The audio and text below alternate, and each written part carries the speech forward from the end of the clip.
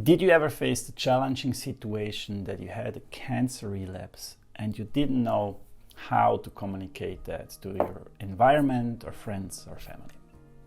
In this video, I'm going to share with you my personal experience, what helped me and what maybe also can help you. Welcome back to the channel, or if you're new here, my name is Martin. I'm a 10-year pancreatic cancer survivor with many relapses and diagnoses, so I have one or two experiences about this topic and I'm very happy to share what worked for me. I divided this video into two parts. First, we're going to talk about your journey and the emotional roller coaster you have to go through. And in the second part, we're going to talk about how you can share the not so easy news with your environment.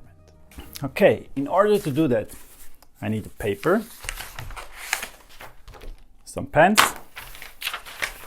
and a hammer, so I can hammer it into your mindset. No, I'm joking. It's just my prop to hold the paper straight. Now, we're going to start with your journey, your emotional roller coaster, because if you're watching this video, I assume that you are in a tricky situation, or at least you got like some news that are not so good. And in order to do that, I'm going to draw for you a diagram with two dimensions. On one dimension, I'm gonna place our mood or emotion or happiness. The sun represents the sunny day, and the thunder represents the not so sunny day. On the x-axis, we have time. All right? Now, normally, of course, every journey is different, but normally what happens when you have a cancer journey is like you have like more or less sunny days, and then at one point you have a diagnosis and you fall down into the pit hole, into the dark part of the journey, into the place where it's not so comfortable. And this is for everybody different. Also, how long you're going to be here, how much emotions you have to process. And it's important to always mention, at least that is what helped me, is to process that emotions. For myself, with professional help, with whatever resources you can find in the timing that is right for you, okay? So you probably have to go through a not so easy phase, but then after a while, when time passes, the emotions will come down, and despite the medical situation is not better, you start to feeling a little bit better, and maybe you can even rise again. It's not a must. I'm just saying one of the ways that things can go. What is important is this development here. Now, when you're down here, you're not in the mood to picking up the phone and say everybody like, hey, you know, this is what happened to me. Here, you only share the news probably with your family and your closest friends. I call this your dive team because it's a deep dive here, and this is the team that is going to support you. Nevertheless, you have to inform this dive team, and I have to say, I mean, maybe you were hoping for a secret sauce, but there is no secret sauce. You have to inform those people, at least one of them, with a phone call or a message or an email or whatever way of communicating is the right for you, or like talking directly to them. And this is hard, and it's not easy, and it will be emotional, and it's something that you will grow over time to do that, but it never becomes normal. And there is no way around it. If you want to reduce the interaction with your circle, or just like minimize the effort you have to put into this communication with your dive team, inform one person and tell the person to inform everybody else. That would be my tactic. Now, before we go in the second part, how you can share the news with your environment, I'm going to take another color which represents, so here, this is your journey.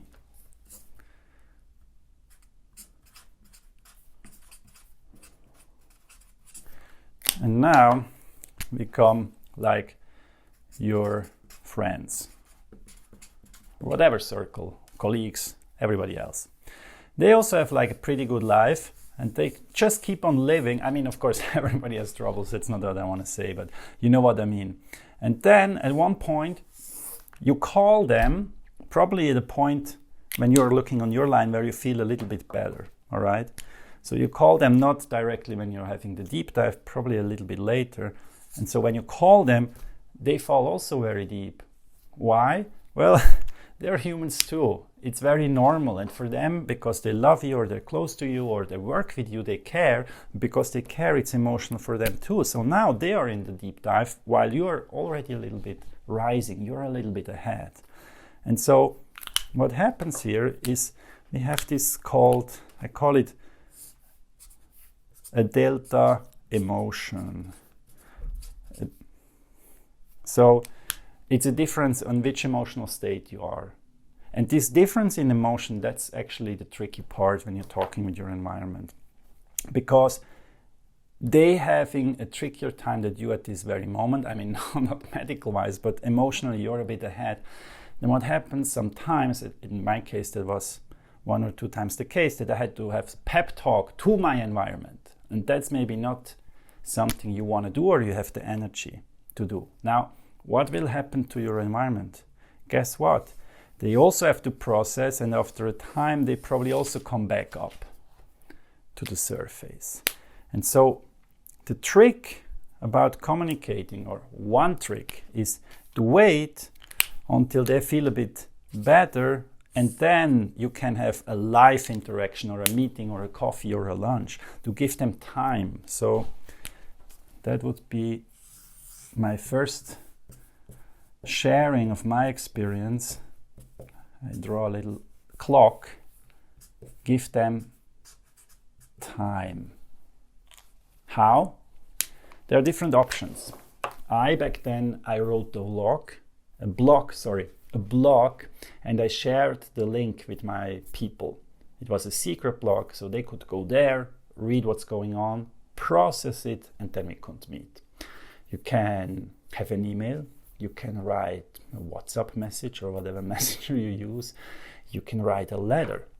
You can look for a butler. That concept I like a lot. That is somebody in your circle, maybe from the dive team, and you tell them to tell the others, so you don't have to tell, all right? These were my tactics. I'm curious to hear what your tactics is to inform your environment without like meeting them directly in a coffee, having the conversation, having these differences in emotion, and like not an easy situation. So this would be my first advice, like understanding how the journey unfolds, including that every journey is a little bit different, but then taking into account that your environment, your friends also have to go through a journey that can help you to find the right moment to talk to them about what's going on. Which leads me to the second part of this video. I'm going to talk to you about when to share the news, when to have the social interaction, the live interaction in the real world. And so how to approach this situation, or situations, as we will see, there are different kind of setups. In order to make it easier to understand, I draw a little graph again. And so on one side, I'm gonna write close person, and here not so close. And on the x-axis, I'm gonna write right time, and here, you guessed it right, wrong time. All right, let's start. We have now 4 different places, quadrants, 4 different situations. So let's start with the easy one. Right time, right person means the person is very close to you, you're comfortable with the person, it's the right time to talk about it. So let's talk, let's share, let's cry together, let's go through it together. So this is the place that I call safe space. Okay, here it's very easy. You're just gonna share it. What about a close person, wrong timing? It's a person you're close to, you maybe want to share the news, but it's not the right timing. So you're like, it's not so good at this very point. Well, in this situation, what I did is like, I just said, hey, look, thanks a lot for asking, but I just don't feel like talking about it. Would it be for you okay if we talk about it at another moment? So you ask again for time. So you tell them, look, I really would like to have this exchange with you. You're very important to me, you're close to me, but it's just not the right timing. And guess what? They will understand. Now, what about the wrong time, the wrong person, or wrong is maybe a harsh word, like the not so close person? Well, that's easy. Let's just don't share it. How can you do that when they ask you, look, you know, I heard, like, how are you? There are two options. One is the direct, honest one. Just say, hey, look, thanks a lot for asking, but I just don't feel like talking about it. And they will also understand, like setting a border, setting a space, and just look, it's just not, I'm just not in the mood to talk about. The second option, which I actually do a lot, which is kind of not being super honest, but it's also very helpful on the other side, is when people ask me, hey Martin, how are you? And they're already putting a face on like it's 7 days raining. And I'm not in this mood anymore because I moved on in my journey. I'm just saying, hey, thanks, I'm fine, thank you very much, how are you? You know?